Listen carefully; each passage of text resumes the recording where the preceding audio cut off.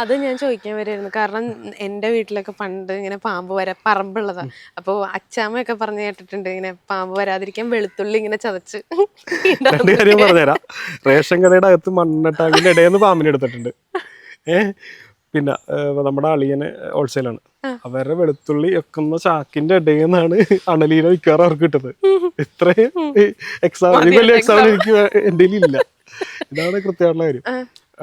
ഇതൊക്കെ എവിടെന്ന് ഇങ്ങനെ ഈ ഓരോ കാര്യങ്ങളൊക്കെ ഉണ്ടായത്? അതായത് ഈ വെളുത്തുള്ളി ചതച്ച പാമ്പ് അതാരോ ഉണ്ടാക്കിയിട്ട്, അതായത് വെറുതെ ആൾക്കാരെ പറ്റിക്കാൻ. ലോക്ക്ഡൌൺ ടൈമില് മറ്റേ കർപ്പൂരവും മറ്റേ ഏതോ ഒരു എണ്ണയും കൂടി മറ്റേ നമ്മുടെ ഗുഡ് നൈറ്റിന്റെ ലിക്വിഡിന്റെ അതിലൊഴിച്ചു കഴിഞ്ഞാൽ കൊതുക് പോകുമെന്ന് പറഞ്ഞു.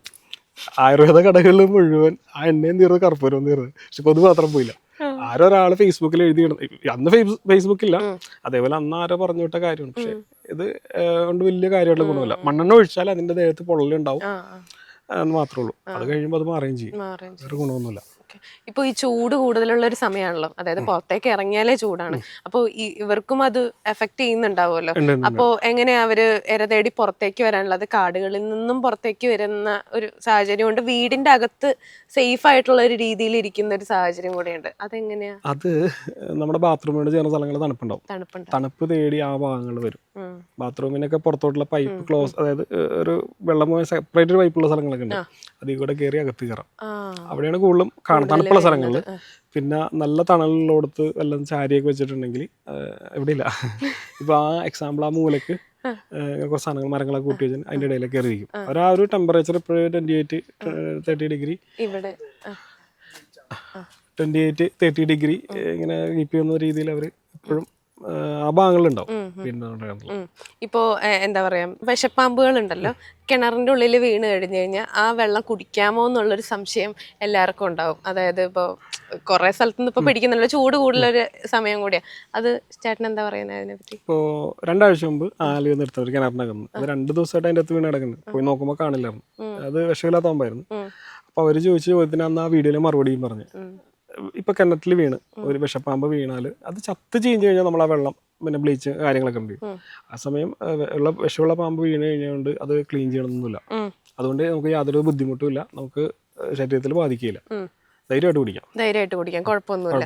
ഇപ്പൊ പാമ്പിന് പകയുണ്ടെന്നൊക്കെ പറഞ്ഞ് കേട്ടിട്ടുണ്ട്. ചേട്ടൻ പറഞ്ഞു ഇമോഷണലി ഒരു എന്താ പറയാ, ആലോ മണപ്പുറത്ത് കണ്ട പരിചയം കൂടി പാമ്പ് കാണിക്കാറില്ല എന്നുള്ളത്. ഇതൊക്കെ ഈ ഒരു തെറ്റിദ്ധാരണകളൊക്കെ കൊണ്ടിട്ട് ആളുകളിലേക്ക് ഈ തെറ്റിദ്ധാരണ പടർത്തി കൊടുക്കുമ്പോഴേക്കും ഒരുപാട് എന്താ പറയാ, പേടി വരാനോ അല്ലെങ്കിൽ പാമ്പിനെ എന്തോ ഒരു വലിയൊരു സംഭവമായിട്ട് കണ്ടിട്ട് അതിനകത്ത് നിന്ന് മാറി നിൽക്കുന്നിട്ട് നമുക്ക് ഒരു പേടിയോടുകൂടി അതിനെ കാണേണ്ട വരുന്ന ഒരു സാഹചര്യം ഉണ്ടല്ലേ. അത് മാറ്റാൻ വേണ്ടിയിട്ട് ഇപ്പോ സർപ്പ എന്ന് പറഞ്ഞ ഒരു എന്താ പറയാ കൂട്ടായ്മ ഉണ്ട്. അപ്പൊ അവര് അതിന് എന്തൊക്കെ കാര്യങ്ങളാണ് അവയർനെസ് കൊടുക്കാൻ ശ്രമിക്കുന്നത്? അതെ, 3000-ൽ പരം വോളണ്ടിയേഴ്സ് ഓൾ ഓവർ കേരളയുണ്ട്. 1000-ൽ കൂടുതലുണ്ട്. അതില് ഓട്ടോ തൊഴിലാളിയുണ്ട്, ഡോക്ടറുണ്ട്, അഡ്വക്കേറ്റ് ഉണ്ട്, എഞ്ചിനീയർ ഉണ്ട്, ബിസിനസ്മാൻ, അങ്ങനെ തുടങ്ങി സകല മേഖല ആൾക്കാരുണ്ട്. ഇവരെല്ലാം ഇതിനുള്ള പാഷൻ്റെ പുറത്തുനിന്ന് ആക്കുന്നത്. ഇതിൽ ഒരുപാട് പേര് സ്കൂളുകളിൽ, പ്രത്യേകിച്ച് സ്കൂളുകൾ, കോളേജുകൾ, പിന്നെ റെസിഡൻസ് അസോസിയേഷൻ, പിന്നെ എന്തൊക്കെ ഈ പറഞ്ഞ പള്ളികൾ, എന്തൊക്കെ അമ്പലം, അങ്ങനത്തെ കൂട്ടായ്മകൾ അവിടെ വരുന്നു. അവിടെ എല്ലാം ക്ലാസ് എടുക്കാൻ വെച്ചാൽ ഫ്രീ ആയിട്ട് ക്ലാസ് എടുത്ത് കൊടുക്കുന്നുണ്ട്. എങ്ങനെ വേണം നമ്മൾ ചെല്ലുമ്പോൾ അവരുടെ മുമ്പിൽ ഒരുപാട് ചോദ്യങ്ങളും സംശയങ്ങളുണ്ടാവും. ഈ ഒരു 2.5 മണിക്കൂർ 2 മണിക്കൂർ ക്ലാസ് കഴിയുന്നതോടുകൂടി അതിലൊരു 90% കുറച്ച് പേര് എന്തായാലും മാറൂല, അത് എല്ലായിടത്തും അവരിൽ നല്ല മാറ്റം വരാറുണ്ട്. വീട്ടിൽ ചെന്നാലും അതിനൊരു എക്സാമ്പിൾ പറഞ്ഞത്, ഇപ്പോൾ നമ്മുടെ പേജിൽ സ്റ്റോറി ഇങ്ങനെ ഇന്ന സ്ഥലം നിന്നൊക്കെ പാമ്പെന്ന് എടുക്കുമ്പോൾ ചിലരും പറയാറുണ്ട്, ഞാനിപ്പോൾ എല്ലാ ദിവസവും ബെഡ്ഷീറ്റ് കുടഞ്ഞിട്ട് കിടക്കാറുണ്ട്, ഷൂ ഇടുമ്പോൾ ഞാൻ നോക്കാറുണ്ട്, വണ്ടിയിലെ ഹെൽമെറ്റ് ഞാൻ നോക്കാറുണ്ട് എന്നൊക്കെ പലരും നമുക്ക് മെസ്സേജ് അയക്കാറുണ്ട്. അതിനർത്ഥം ആ ഒരു മെസ്സേജ് അവരിലോട്ട് എത്തിക്കുന്നുണ്ട്. ഇതേപോലെ സർപ്പ എന്നുള്ളത് ഈ വോളണ്ടിയേഴ്സ് കൊടുക്കുന്ന മെസ്സേജ് എല്ലായിടത്തും എത്തുന്നത് കൊണ്ട് ആളുകളുടെ നല്ല അവബോധമുണ്ട്.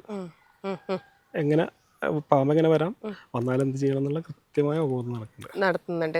ഈ കഴിഞ്ഞ ദിവസം സോഷ്യൽ മീഡിയയിൽ ഭയങ്കര വൈറലായിട്ടുള്ള ഒരു വീഡിയോ ആയിരുന്നു. ചെവിയുടെ ഉള്ളിൽ ഒരു ചേച്ചിയുടെ പാമ്പ് കയറിയിട്ട് ആ പാമ്പിന്റെ തല എനിക്ക് ഇങ്ങനെ പുറത്തോട്ടാണ് നിൽക്കുന്നത്. അതെങ്ങനെ കയറി എന്നൊക്കെ ഉള്ളൊരു സംശയം വരെ നമുക്ക് ഉണ്ടായിട്ടുണ്ടായിരുന്നു. ആ വീഡിയോയുടെ ഒരു സത്യാവസ്ഥ എന്താ? ശരിക്കും അങ്ങനെയൊക്കെ നടക്കാൻ ചാൻസ് ഉണ്ടോ? അതായത് ഇപ്പൊ നമ്മളിപ്പോ ഈ ഇപ്പോഴത്തെ വലിപ്പത്തിലുള്ള ഒരു പാമ്പ് തന്നെയാണ് അതിൽ കാണിക്കുന്നത്. ഞാൻ എൻ്റെ വീഡിയോ ചെയ്തിട്ടുണ്ടായി. കണ്ണൂർ തലശ്ശേരിയിലെ ലിബിന എന്ന പെൺകുട്ടിയുടെ ചെവിൻ്റെ അകത്ത് ഒരു പാമ്പ് കയറി എന്നുള്ള രീതിയിലാണ്. ഒരു ബഡ്സ് ഇട്ടാൽ അതിന്റെ പകുതി ഇവിടം വരെ പോകുള്ളൂ. അവിടെയാണ് ഈ നീളമുള്ള പാമ്പ് കയറി തിരിച്ചു വന്നു പറയുന്നത്. അത് കംബോഡിയ എന്നുള്ള സംഭവമാണ്. അവർ വൈറലാകാൻ വേണ്ടി പാമ്പിന്റെ തലയുടെ ഭാഗത്ത് കട്ട് ചെയ്ത് ചത്ത പാമ്പാണ്. അത് ഇവിടെ നിന്ന് ഇങ്ങനെ കയറ്റി വെച്ചേക്കുന്നത്. ഇത്ര കയറ്റി, അതായത് ആ പാമ്പിന്റെ തല മുതൽ ഇത്രയുള്ള ഭാഗം ഇവിടെ കയറ്റി വെച്ചേക്കുന്നത്. എന്നിട്ട് ഇതിനെ കിട്ടുന്നില്ല എന്നുള്ള രീതിയിൽ ചെയ്തുകൊണ്ടിരിക്കുന്നത്. അതാണ് അതിന്റെ സത്യാവസ്ഥ. വൈറലാവാൻ വേണ്ടി ചെയ്യുന്ന പല കാര്യങ്ങളും. പക്ഷെ ഇവിടുത്തെ അല്ല, അത് 2024 വീഡിയോ വന്നിട്ടുണ്ട് എന്റെ ഫേസ്ബുക്ക് പേജിൽ. ആ വീഡിയോയിലെ കമന്റിൽ ഫസ്റ്റ് കമന്റ് ഞാൻ പിൻ ചെയ്തിട്ടുണ്ട്. 2024 ഇതേ വീഡിയോ വന്നതിന്റെ സ്ക്രീൻഷോട്ട് ഉണ്ട്. പാമ്പ് വരാതിരിക്കാൻ ശരിക്കും എന്തൊക്കെ കാര്യങ്ങൾ ചെയ്യണം? നമ്മളൊരു എന്താ പറയാ മുൻകരുതലുകൾ എടുക്കാൻ വേണ്ടിയിട്ട്, നമ്മൾ സേഫ് ആയിട്ട് ഇരിക്കാൻ വേണ്ടിയിട്ടാ. പാമ്പിന്റെ മെയിൻ ഭക്ഷണം എലിയാണ്. എലി വരുന്ന സ്ഥലങ്ങളിലെല്ലാം പാമ്പുകളുണ്ടാറുണ്ട്. നമ്മൾ എടുക്കുന്ന ചില വീഡിയോകൾ ഞാൻ ലൈവ് ഇടാറില്ല. അവിടെ ചെന്ന് കഴിയുമ്പോൾ അവസ്ഥ നമുക്ക് കാണുമ്പോൾ ചില വീടുകളൊക്കെ ചില ബുദ്ധിമാനുള്ളവർ ചില വീട്ടിലൊക്കെ പോയി പാമ്പിനെ എടുത്തിട്ടുണ്ട്. അവര് ശ്രദ്ധിക്കാണ്ട് ഫുഡ് വേസ്റ്റ് കൂട്ടിയിട്ട് നിറയെ എലി ഞാൻ നടക്കുമ്പോൾ എൻ്റെ കാലിൻ്റെ കൂടെ എലി ഓടുന്ന സ്ഥലങ്ങൾ ഉണ്ട്. 2 സ്ഥലത്ത് എനിക്ക് അനുഭവം. പക്ഷെ ആ വീഡിയോ ഞാൻ ഇട്ടില്ല. ഈ എലി വരുന്നതിനനുസരിച്ച് പാമ്പുകൾ വീണ്ടും വരും. പാമ്പുകൾ മാത്രമേ ബാക്കി ജീവികളുണ്ട്. അതൊന്നാമത്തെ കാര്യം. എലി ഫുഡ് വേസ്റ്റുകൾ ഇടുന്നത് ഒഴിവാക്കുക. അതൊന്ന്. വീടിന് ചുറ്റും മാളങ്ങൾ ഉണ്ടെന്നുണ്ടെങ്കിൽ, നമ്മൾ വീടിന് ചുറ്റും മാളങ്ങൾ ഉണ്ടെന്നുണ്ടെങ്കിൽ കൃത്യമായിട്ട് അടച്ചു വെക്കാം. ഈ മാളങ്ങൾ ഉണ്ടാക്കുന്ന എലിയാണ്. എലിനെ തപ്പി പാമ്പ് അകത്തോട്ട് പോകും. അതിനവിടെ നല്ല സ്ഥലമാണ്. അതിൻ്റെ അകത്ത് ഒരുപാട് സ്ഥലങ്ങളുണ്ട്. എലി ഫുഡൊക്കെ ഉണ്ടെങ്കിൽ അവിടെ തന്നെ കൂടും. എലി അതിൻ്റെ അകത്ത് കയറി കഴിയുന്ന വെച്ചാൽ വീടിൻ്റെ അടിഭാഗം തുറക്കും. ഒരുപാട് നാശനഷ്ടങ്ങളുണ്ടാവും. അതുണ്ട്. പിന്നെ ഇവർക്ക് ഒളിക്കാനുള്ള സാഹചര്യങ്ങൾ നമ്മൾ ഒഴിവാക്കി കൊടുക്കുക എന്നുള്ളതാണ്. എവിടെയൊക്കെ, അതായത് പാമ്പുകളിനെ, അതായത് നമ്മൾ ഇവിടെ നിന്ന് ഇപ്പോൾ നോക്കണേണ്, ഇവിടെ നോക്കിയാൽ അറ്റം വരെ നമുക്ക് ഇങ്ങനെ നോക്കിയാൽ കാണാവുന്ന സാഹചര്യമാണ് പാമ്പ്. ഇവരെപ്പോഴും ഒരു മറ പറ്റി നിൽക്കുള്ളൂ. ഒരു ഇലയാണെങ്കിൽ കൂടി, ഒരു കുപ്പിയുടെ മൂടിയാണെങ്കിൽ അതിൻ്റെ ഇടയിൽ ചുറ്റിരിക്കണം, അവിടെ ചുറ്റിരിക്കും. നമ്മളിൽ നിന്ന് എപ്പോഴും അകന്ന് നിൽക്കാനേ നോക്കുള്ളൂ. ഒളിക്കാനുള്ള സാഹചര്യങ്ങൾ ഒഴിവാക്കുക. അതാണ് ഏറ്റവും ബെറ്റർ. ഇപ്പോൾ ചേട്ടന് ഏറ്റവും മറക്കാൻ പറ്റാത്ത എന്തെങ്കിലും ഒരു അനുഭവമോ കാര്യങ്ങളോ ഉണ്ടോ? അല്ലെങ്കിൽ ഇത്തിരി പേടിച്ചു പോയിട്ടുള്ള ഒരു സന്ദർഭമോ കാര്യങ്ങളോ ഉണ്ടോ? പേടിച്ചതുണ്ടായിട്ടുണ്ട്. നമ്മൾ എൻ്റെ വീടിൻ്റെ അടുത്ത് എളമക്കരയിൽ ഒരു അണലീൻ്റെ കേസ്. അവർ എന്നോട് പറഞ്ഞത്, എൻ്റെ ഒരു മിസ്റ്റേക്ക് ഉണ്ടായി, എന്നോട് പറഞ്ഞാലുള്ളൊരു തെറ്റുണ്ടായി. അത് പറഞ്ഞ് വട്ടത്തിൽ വളയുള്ള പാമ്പെന്ന് പറഞ്ഞു. അപ്പോൾ ചുവർപ്പാമ്പ് ആവശ്യമില്ലാത്ത പാമ്പാന്നുള്ള മുൻധാരണയോടുകൂടി ഞാനിങ്ങനെ ചെടിയുടെ ഇടയിൽ ഇങ്ങനെ കൈ മാറ്റുമ്പോൾ നല്ല വലിപ്പമുള്ളൊരു അണലിയാണ്. അണലിയുടെ അറിയാലോ, പുള്ളി ചാടിക്കടിക്കും. ആ ഒരു അറ്റ സെക്കൻഡിൽ ഞാൻ ശരിക്കും പേടിച്ചിട്ടുണ്ടായി. അതുകൊണ്ട് കൂടി പിന്നെ ഏത് പാമ്പെന്ന് പറഞ്ഞാലും നമ്മൾ ആ മുൻധാരണ മാറ്റി, വിഷമുള്ളതാണെങ്കിൽ ആ രീതിയിലേ പോകുള്ളൂ. പിന്നെ ഒരു അനുഭവം, ഈ അടുത്തൊരു വീട്ടിൽ റെസ്ക്യൂ പോയപ്പോഴാണ്. വളരെ നമ്മളൊക്കെ ജീവിക്കുന്നത് സ്വർഗത്തിലാണെന്ന് തോന്നുന്നു. അവിടെ ചെല്ലുന്ന സമയത്ത് ഓടിട്ട വീട്, വളരെ, അതായത് ഇടിഞ്ഞു പൊളിഞ്ഞാറിയ വീടാണ്. അവരെ അടുക്കളയിൽ നിന്ന് ഒരു ഹോള് പോയിട്ട് ബെഡ്റൂമിൻ്റെ അകത്ത് വരെ ഉണ്ട് എലി മാന്തിയിട്ട്. അതിൻ്റെ അകത്ത് 2 കുഞ്ഞുങ്ങളുണ്ട്, പെൺകുഞ്ഞുങ്ങളും ഉണ്ട്. ആ ചേട്ടൻ, ചേച്ചി, അമ്മയുണ്ട്. അവർ നമ്മൾ കുടുംബമൊക്കെ എന്തൊക്കെയോ പ്രശ്നങ്ങളുണ്ട്. അവിടൊന്നും ചെയ്യാനും പറ്റില്ല. അതിൻ്റെ ഇടയിലാണ് അവർ ജീവിക്കുന്നത്. ആ ഒരു ഒരു മുറി, 2 മുറി ഹാളുള്ള വീട്ടിൽ ആണ് അവർ ജീവിക്കുന്നത്. അതിനെ എന്തൊക്കെ ചെയ്താലും തറ പൊളിക്കാണ്ട് പാമ്പിനെ എടുക്കാൻ പറ്റില്ല. പിന്നെ എന്നെ കൊണ്ട് ചെയ്യാമെന്ന് വെച്ചാൽ ആ ഭാഗം അടച്ചിട്ട് പോരാന്ന് മാത്രമേ ഉള്ളൂ. അടച്ചിട്ട് പോരുകയും ചെയ്തു. ഇങ്ങനെയുള്ള കുറേ കാര്യങ്ങളുണ്ട്. അത് നമ്മൾ സോഷ്യൽ മീഡിയയിൽ ഇടാറില്ല. നമ്മൾ ജീവിക്കുന്ന സ്വർഗത്തിലാണ് ഉള്ളത്. അപ്പോഴാണ് നമുക്ക് കുറച്ചും കൂടി ബോധ്യമാണ്. പിടിച്ചതിൽ വെച്ച് ഏറ്റവും വലിയ പാമ്പ് രാജവെമ്പാല. രാജവെമ്പാല റെസ്ക്യൂ ചെയ്യാൻ വേണ്ടി അകുമ്പേല് പുള്ളി അജയഗിരിയുടെ കൂടെ പോയിട്ടുണ്ട്. നമ്മളിവിടെ ഈ ഭാഗത്ത് ഇല്ല. പിന്നെ പിടിച്ച മലമ്പാമ്പ് അത്യാവശ്യം നല്ല നീളവും മണ്ണോളം മലമ്പ കളമശ്ശേരി പിടിച്ചിട്ടുണ്ട്. മൂർഖനെ കിട്ടാറുണ്ട്. നല്ല വെയിറ്റുള്ള അണലീനെ കിട്ടിയിട്ടുണ്ട്. ഒക്കെ കിട്ടാറുണ്ട്. ഇപ്പൊ സെലിബ്രിറ്റീസിന്റെ വീട്ടിൽ നിന്ന് ഏതെങ്കിലും പാമ്പിനെ പിടിച്ചിട്ടുണ്ടോ? നമ്മുടെ ആലുവയില് ദിലീപേന്റെ വീട്ടിൽ നിന്ന്, സിനിമ ദിലീപേന്റെ വീട്ടിൽ നിന്ന് ഒരു മലമ്പാമ്പിനെ എടുത്തിട്ടുണ്ട്. കറക്റ്റ് ഇപ്പൊ 1 വർഷമാണ്, കഴിഞ്ഞ വർഷം എടുത്തത്. അവരവിടെ വീട്ടില് കാർ പോർച്ചിൽ മലമ്പാമ്പിനെ കാണുന്നു പറഞ്ഞ് ആദ്യം വിളിച്ചു. ഞാൻ ദിലീപ്. അപ്പം ഏത് ദിലീപാന്ന് വെച്ചു. എനിക്ക് നമ്പറൊന്നും അറിയില്ല. ദിലീപ്, എൻ്റെ വീട്ടിലൊരു പാമ്പുണ്ട്, വലിയ കാട്ട പാമ്പാണ്, ഒന്ന് ചെയ്യാമോ? ഞാൻ പറഞ്ഞ് ഞാൻ വരാം. അന്നപ്പോൾ ആലുവയിൽ ആരും ഇല്ലാത്തതുകൊണ്ട് ഞാൻ ഇവിടെ നിന്ന് ഓടിപ്പോയതാണ്.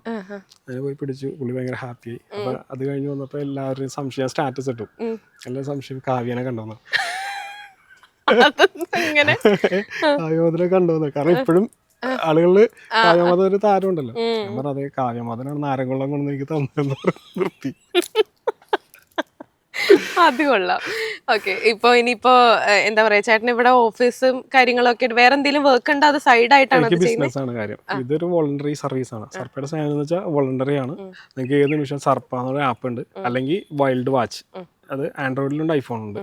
അതിൽ നിങ്ങൾക്ക് കയറി ആസ് യൂഷ്വൽ ഫോൺ നമ്പർ കാര്യങ്ങളൊക്കെ കൊടുക്കുക. വീട്ടിൽ പാമ്പിനെ കണ്ട ആ സംഗതി നമ്മൾ റിപ്പോർട്ട് ചെയ്യൽ, അല്ലെങ്കിൽ അടുത്തുള്ള GPS സ്പേസിലാണ്. ഇപ്പം നിങ്ങളിപ്പോൾ സർപ്പ ഡൗൺലോഡ് ചെയ്ത് നോക്കിയാൽ ഇപ്പം തൊട്ടടുത്തുള്ളത് എന്നെ കാണിക്കും, പിന്നെ വേറെ അടുത്തുള്ളവരൊക്കെ കാണിക്കും. നമ്പർ എടുത്ത് ഡയറക്റ്റ് വിളിക്കാം. അങ്ങനെ സംവിധാനമുണ്ട്. അല്ലാണ്ട് കുറെ ആൾക്കാരുണ്ടല്ലോ ഇതിനകത്തൊന്നും പെടാത്ത എന്താ പറയാ നേരത്തെ മുതൽ ഇങ്ങനെ പാമ്പ് പിടുത്തവും കാര്യങ്ങളൊക്കെ ആയിട്ട് അവരാരും തന്നെ ഇപ്പൊ സീനിലില്ല. ഇല്ല, ഈ ഒരു സിനിമയിലില്ല. ഇവര് സിനിമയിലില്ല. കാരണം അവർ ഈ രീതിയിൽ പിടിക്കാനായി പിടിച്ചോ. അല്ലാതെ പണ്ടത്തെ പോലെ പാമ്പിനെ എടുത്ത് ഒപ്പന കളിക്കാനും മൊത്തം വെക്കാനാണ് വേണ്ട. കാരണം ഫോറസ്റ്റ് ഡിപ്പാർട്ട്മെന്റ് സ്ട്രോങ് ആണ്. ഷെഡ്യൂളിലുള്ള ജീവി ആയതുകൊണ്ട് ഈ സാധനത്തിനെ വെച്ച് കളിച്ചാൽ കേസാവും. അതുകൊണ്ട് ഇപ്പൊ പലരും ഇല്ല, ഇപ്പൊ കേരളത്തിന് പുറത്തു പോയൊക്കെയാണ് വീഡിയോ എടുക്കുന്നത്. കേരളത്തിൽ വെച്ചാൽ പരിപാടി നടക്കൂല. നമ്മുടെ ലക്ഷ്യം എന്ന് വെച്ചാൽ ആളുകളുടെ സ്നേക്ക് ബൈറ്റ് കേസ് കുറക്കാൻ, മരണം കുറക്കുക. അതാണ് നമ്മുടെ വെച്ചാൽ കേരള സർക്കാരിന് സർപ്പയുടെ ലക്ഷ്യം. ഫോറസ്റ്റ് ഡിപ്പാർട്ട്മെന്റ് കുറച്ചുകൂടി എന്താ പറയാ സപ്പോർട്ടാണല്ലോ ഈ ഒരു സപ്പോർട്ടാണ്. ഇനി കുറച്ച് കാര്യങ്ങൾ ഞങ്ങൾക്ക് ചെയ്യാനുണ്ട്. ഇല്ല, മിക്കവരും അവരവരുടെ ജോലി കളഞ്ഞിട്ടൊക്കെയാണ്. ഇപ്പൊ ഞാനിപ്പോ എന്റെ ഓഫീസിൽ തിരക്കിന്റെ ഇടയിലാണ് ഇവിടെ വന്നത്. അവർക്ക് കുറച്ച് സപ്പോർട്ട് കേരള സർക്കാരിന്റെ ഭാഗത്ത് നിന്ന് തീർച്ചയായിട്ടും ഉണ്ടാവണം. Okay, thank you so much ചേട്ടാ. കാണാം.